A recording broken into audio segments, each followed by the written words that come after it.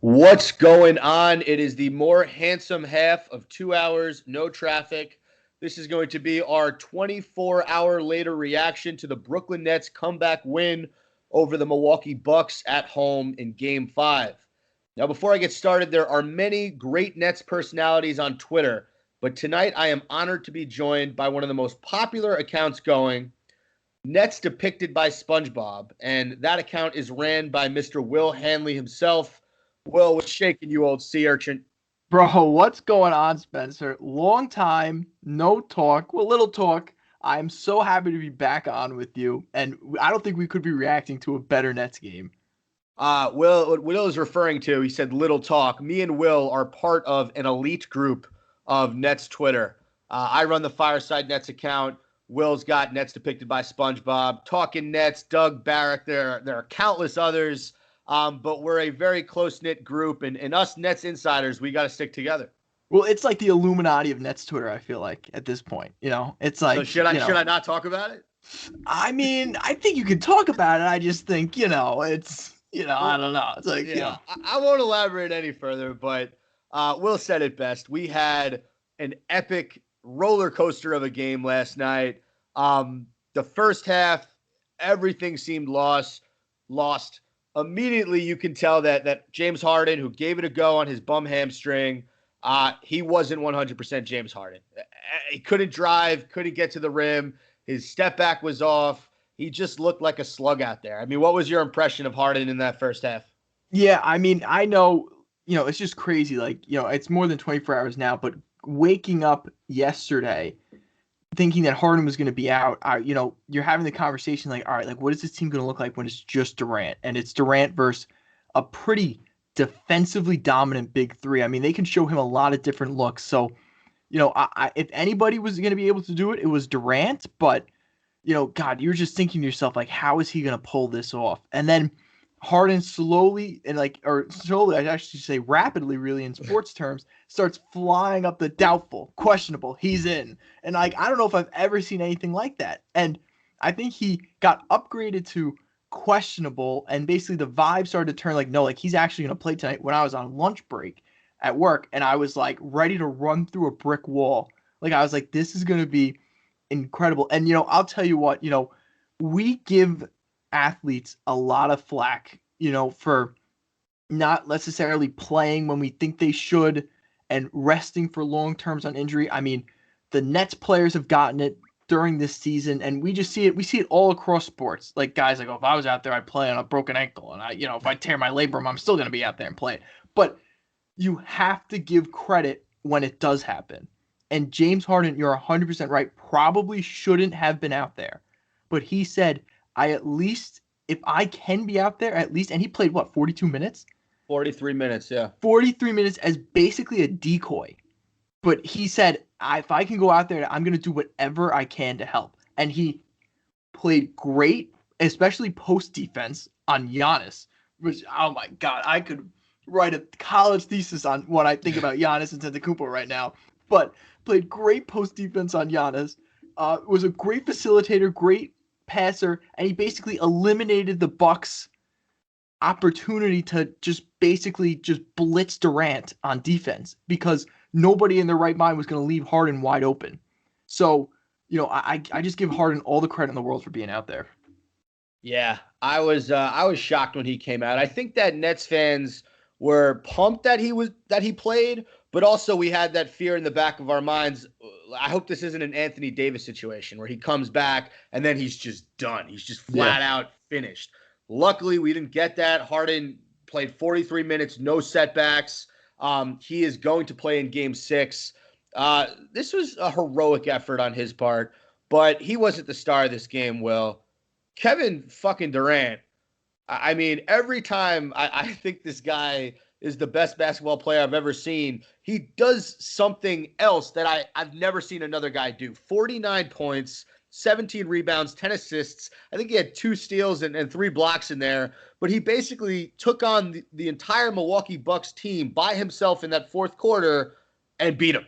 And it was, I mean, I want you to talk about it. I have my kind of reasons on why I think KD is the most unstoppable player in the NBA, and it's not even close.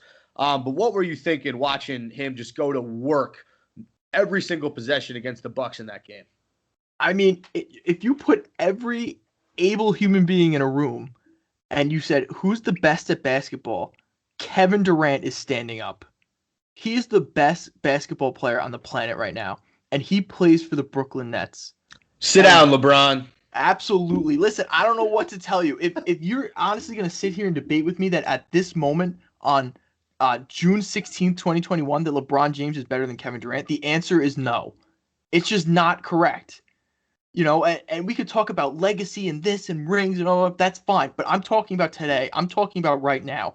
One of them sitting in Cancun, getting ready for the premiere of Space Jam 2. The other one's gearing up for a Game 6, trying to lead his team to the Eastern Conference Finals. So I'm concerned about the latter. I'm concerned about the guy who's been absolutely dominant when everyone and their mother said he's not going to come back the same. Hopefully we get 80% Kevin Durant. Hopefully, remember the conversations? Oh, well, 80% Kevin Durant is basically Dirk Nowitzki. Yeah. Nah, screw that, man. We're getting 100% Kevin Durant. We're getting Kevin Durant. Yes. That's an excellent point. Why I think Kevin Durant is the most unstoppable offensive player in the NBA. Players' goal is to create space on offense, right? James Harden, Steph Curry, Damian Lillard, some of the best guys in the league, they need to create space in order to get an open look. Kevin Durant doesn't need space. You can be on top of him, hugging him, and he will still shoot over you and nail the shot. That three-pointer he had over Middleton as the shot clock expired to put the Nets up 4 late in that fourth quarter was one of the most cold-blooded shots I've ever seen a player make because Middleton did everything right. And KD actually fumbled the ball a little bit.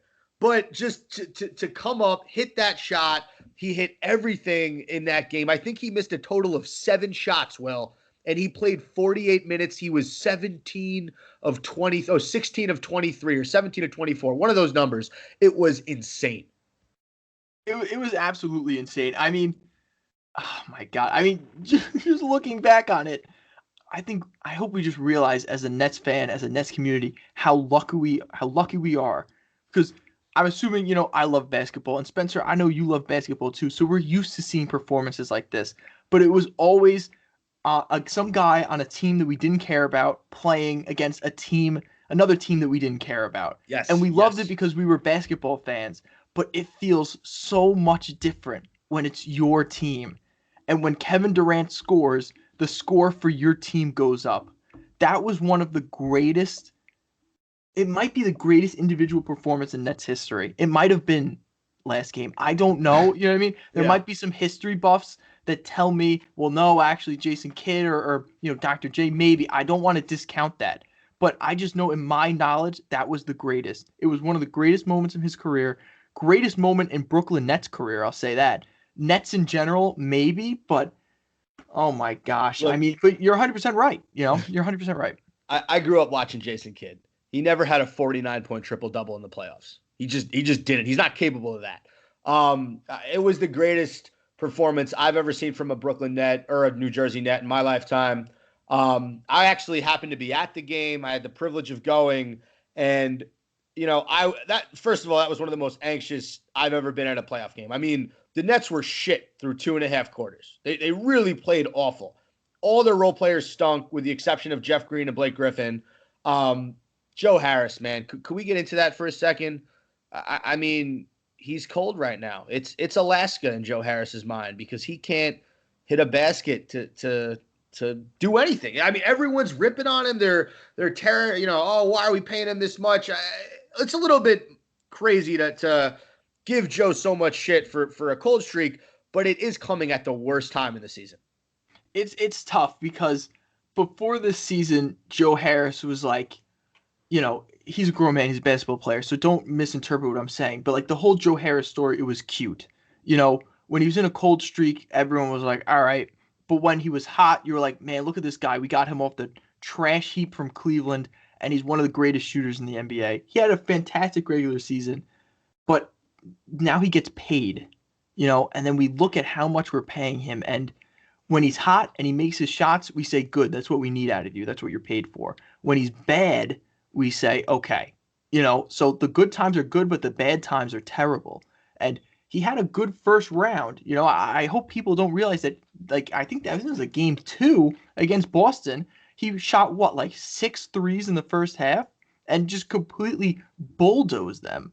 So we know that Joe Harris is capable of it, but we're still waiting for that like Steve Kerr moment. We're still waiting for that, like, hits a dagger, or it's a must-win game and Joe Harris trots out there and hits a couple of clutch shots, and we haven't seen that from Joe Harris, to be honest with you, like ever. Not in the regular season, not in the postseason. I've seen a couple of clutch Joe Harris rebounds or clutch Joe Harris, like smart passes, but never for what he's known for a three-point shot. And I'm just about as big. I mean, I don't want to say I'm as big as a Joe Harris fan as there comes, because there are some pretty huge Joe Harris fans, They're especially that we associate with on Nets Twitter. So I don't want to even try and compare myself to their love of Joe Harris, but he's getting paid $75 million, and to have such a drastic drop off from what he's seen in the season, I don't lose faith in him, but you have to do better, and we need him to do better. So on the road, I can excuse bad performances for role players, because at the end of the day, role players always play better when they're home. We were home last night. Joe Harris was 2 of 11 from the field, 1 of 7 from 3, and he had 5 points. That's just inexcusable. The funny thing about this stat sheet I'm looking at right now, and I don't want to shit on Joe Harris too much. I hope he bounces back in Game 6 and for the rest of the playoffs. You were either, as a Brooklyn Net, terrible from the field, or you were spot on. Like, I just gave you Harris's stat line. Jeff Green, 35 minutes, 8 of 11 from the field, 7 of 8 from 3. Those are regular season Joe Harris numbers. 27 points for him. Then you look at Bruce. Oh, no, let's go James Harden, because his stat line is very funny. 1 of 10 from the field, 0 of 8 from 3, 5 points, 6 rebounds, 8 assists. So I want you to comment on, and then finally you have Blake Griffin, solid game, 17 points, 7-11 from the field, 3 of 6 from 3. So, like, what was it with the Nets either being extremely hot or cold as ice? You know what it is, and it's funny, right? So when we lost game, I think it was 5, the Bruce Brown, I will say this, right? So game 4 we lose, Bruce Brown misses the layup, and I got a lot of flack for this on Twitter, but I was like, I like that shot from Bruce Brown. He had a wide open lane. He took it. He normally makes it. It is what it is. People are like, he should have passed to Kyrie. He should have passed to Durant. I'm like, I guess, but this also isn't 2K. You know what I mean? Right. You're just going to pass it to a guy just to pass it to him. Doesn't mean he's open. Doesn't mean he's in a position to make a shot. Whatever. He missed a layup. I'll live with it. Losing game 4, I was so depressed. And what I did was, I think you're talking about game 3. Game 4 was the blowout. Game 3, I'm sorry, the Bruce Brown. Okay. So now, no, I just got yes. So I was like, it is what it is. Game 4, I was depressed. I was like, this is bad. Like this is like Stephen A. Smith. This is really, really bad. And so I said, all right. So I went on YouTube and I was watching old Miami Heat like Big 3 videos, because I said, this is the team that we're most similar to. Right. Like, not really, but in a way, because it's the last time 3 Hall of Famers, and that were put on a team together and then built around, especially in like the East. You might, I don't know. Well, I'm just trying to think. The Warriors with KD, Curry, and Thompson would be the only other team I could think of. Yeah, but I just think like they had Draymond and they had like guys who had been there. I know what you're saying. The rest of the supporting cast for Miami was weaker than the Warriors supporting cast. Right, exactly. Okay. But I looked at it and I was looking at guys like, guys who really I'm like familiar with from the Big 3 a lot, which is Birdman, Chalmers, and then guys like, Battier. Yeah. And I was like, all right. And then I realized I was watching their series against the Spurs, the one they ended up winning in 7, and all of those guys stepped up in one individual area. Like Battier was electric from 3. Mike Miller, was absolutely electric from 3. Chalmers was playing great defense, especially on Ginobili. Right. So we need guys to do that. Like, I'm not asking Joe Harris to be good at everything. I'm just asking you to be good at one thing and let the stars do the rest. Right. Like, that's why I think it's really frustrating for fans, because Joe Harris is our 3-point shooter. Like, you're paid to do a lot of things. You're paid to bring a lot to the table. But when it comes down to a situation like this, I need you to do one thing and one thing well. And that's, or I guess two things. Don't get smoked on defense, Right. but make your shots. No, And yeah. Jeff Green did that, right? Like Oh, Jeff and Green then some. stepped in and did that and then some. And Durant was obviously like the reason why we won this game. But without Jeff Green, I think Durant puts up those numbers in a loss. Yeah, it's just not as historical. And I agree with you. Durant, you're right. He scores 49. If Green doesn't have, what was it, 27 he had? I had it up in front of He me. was 7 of 8 from 3. Yeah, Jeff Green had 27 points, 7 of 8 from 3. If he doesn't have those numbers, we lose. Yeah. Because everybody else, and look, I mentioned Bruce Brown before, 2 points on 1 of 5 from shooting. My problem with him in this series is when he's in the game, they have Lopez hanging back in the paint. And Bruce Brown can't shoot the 3. So, like, there was a play where he had the ball down low. Giannis was right there. He tried to shoot it over Giannis. I was like, look, I love Bruce Brown, but if you're at the rim and Giannis is there, please kick it out. Right. But no, I agree with you. Like, everybody on this team has a role.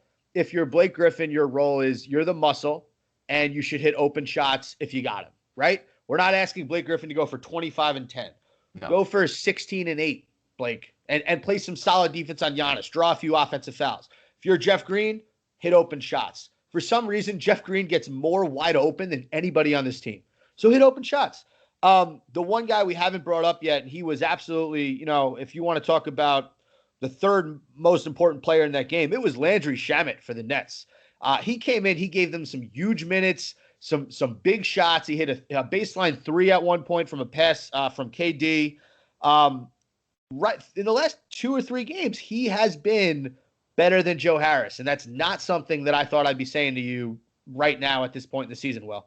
Yeah, I agree with you. And I think Shamet has the advantage over Joe Harris, where if you look at his career, he was drafted by Philly, traded to the Clippers, then traded to us. He's been on nothing but title playoff contenders. So he's been in these moments. And we saw what he did for the Clippers against Dallas. He had some huge games for them. Yep. So, I think he's a gamer. Landry Shamet is a gamer. And I said that, I was watching, I was like, I think there was a time where Joe Harris came in and it was Harris on one side, Shamet on the other. And I was like, listen, I love Joe Harris. I get that they're trusting him. But I almost would rather see Shamet take Joe Harris's place just in a game like this because, one thing that Joe Harris does too is like, Joe Harris doesn't really put the ball on the ground. Shamet will. Shamet will sort of like, move and take like sidestep threes or like, running He's a threes. little bit more shifty than Harris. Much more shifty. Harris is like, he's such a pure shooter, but, in like situations like that, I feel like, especially in Milwaukee's defense where they're running you off the line, Joe Harris can't do, if you run Joe Harris off the line, he isn't able to do anything. Shamet could take it in, and Shamet's a pretty decent driver, Yeah. Joe Harris was remember when Joe Harris was like leading the NBA or he was like second to LeBron in like driving field goal percentage? That was like in like 2017 or 2018. Joe Harris had that stat? Yes, I promise you that's a real thing. No, I believe you. It's probably because he never did that. It's probably because he did it like 5 times a season. He was successful on 3 of them or something. I don't know, but I want to see a little bit of a return to that from Joe.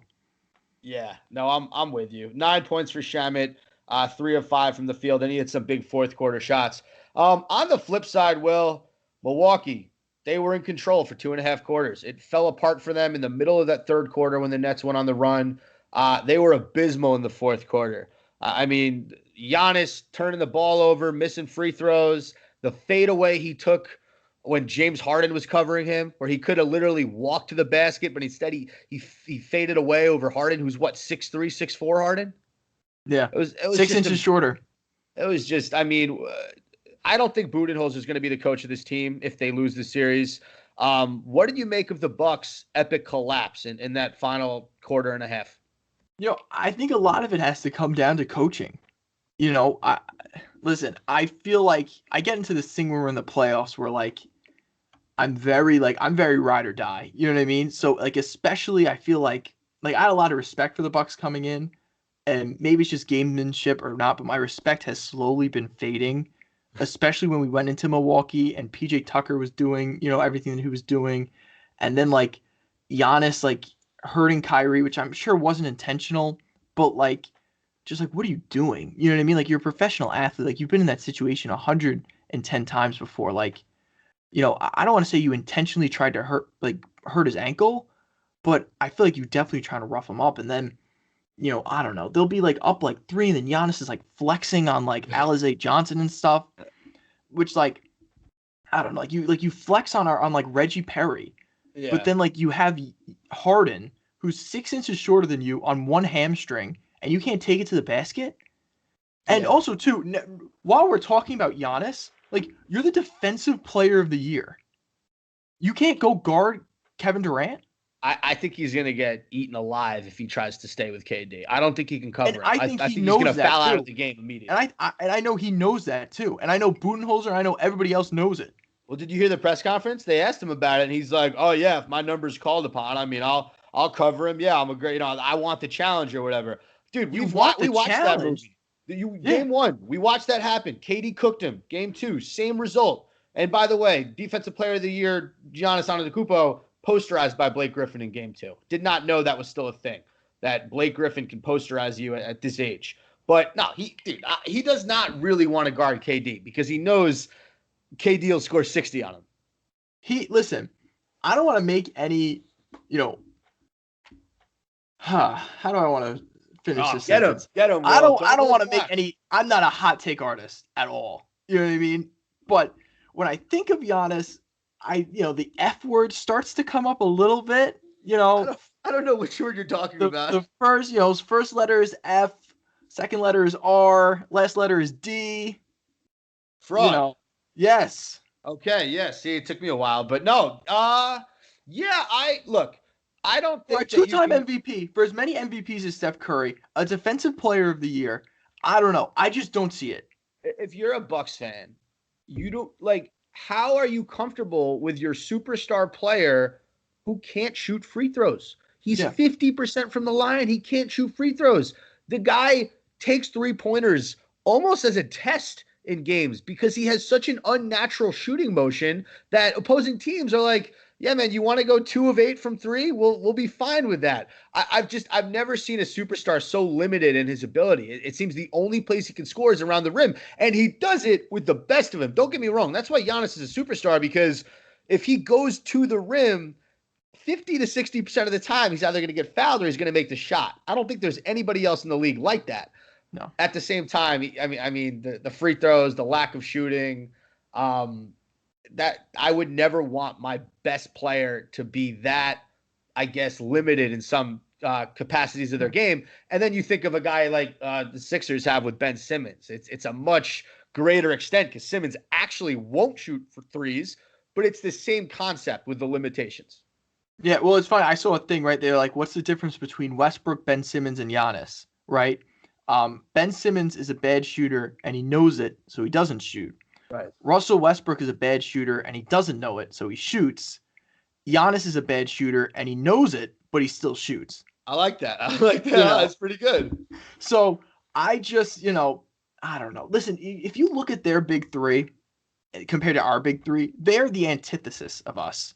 Like, Drew Holiday is basically the opposite. Like, he's the anti-Kyrie Irving. Like, yeah. he plays Can I tell you why, defense. though? Yeah, go ahead. Because Kyrie makes basketball look so hard with the crazy maneuvers, and he's flashy, and Drew Holiday is like so not flashy. I mean, that game-winning layup was like a fundamental spin to the rim. It was like straight up written in Naismith's book. So yeah, man, I can see that. But go on. Okay, so then you have Harden and Middleton, and maybe that's probably like the weirdest comparison. But like Middleton is such like a good scorer, but like where Harden like is like a good scorer and a distributor, you just basically take all those stats and apply them to Middleton's defense. Right. And then Giannis and KD are like basically the same size. Like in like a weird way, they kind of are the same size, but where KD is such like a shifty, like scorer, pure scorer from anywhere on the court, Giannis has his defense and he just has like his, inside the paint scoring. So, when they got with the three of them, this is the test for us. Because they are like the opposite of us. Like they are like like if we're Mario, they're Wario. You know what I mean? Like they are literally like our opposites.